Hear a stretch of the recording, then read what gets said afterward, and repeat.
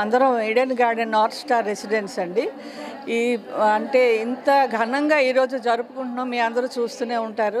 నిజంగా అయోధ్యలో ఎలా జరిగిందో మేమందరం అంత పండగగా అంత సరదాగా జరుపుకున్నాం. మా ఈడెన్ గార్డెన్ లేడీస్ అందరూ మధ్యాహ్నమే వచ్చి చక్కగా అలంకరించి దేవుణ్ణి అలంకరించి ఇప్పుడు దీపోత్సవం చేసుకుంటున్నాం. ఇలాగా ప్రతి ఊరు కూడా అయోధ్య అవ్వాలని మనస్ఫూర్తిగా కోరుతున్నాం. ఇక్కడ మేము రామ బాణం, శ్రీరామ సంఖ్య చక్రంతో అలంకరించో ముగ్గులతో అలంకరించి దానిపై దీపాలు పెట్టామండి. 216 దీపాలు ఇంకా బోల్డ్ ఉన్నాయి. ఎవరు వస్తే వాళ్ళు పెడుతూనే ఉన్నారు. శ్రీరాముడు 14 ఏళ్ళు వనవాసం చేశాడు. రావణ సంహారం చేసిన తర్వాత తిరిగి అయోధ్యకి వచ్చి శ్రీరామ పట్టాభిషేకం జరిగింది.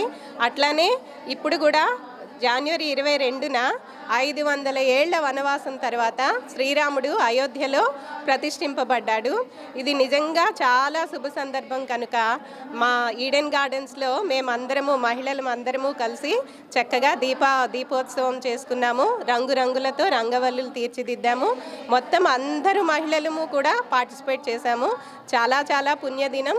ఎంతో సంతోషకరంగా శుభకరంగా జరుపుకుంటున్నందుకు చాలా సంతోషంగా ఉంది. Hi viewers, Vizag vision channel ని సబ్స్క్రైబ్ చేసుకోండి. మా ఛానల్ అందిస్తున్న జాతీయ అంతర్జాతీయ స్థాయి వార్తా విశేషాలు నోటిఫికేషన్స్ కోసం ఇక్కడ కనిపిస్తున్న బెల్ ఐకాన్ ని క్లిక్ చేయండి.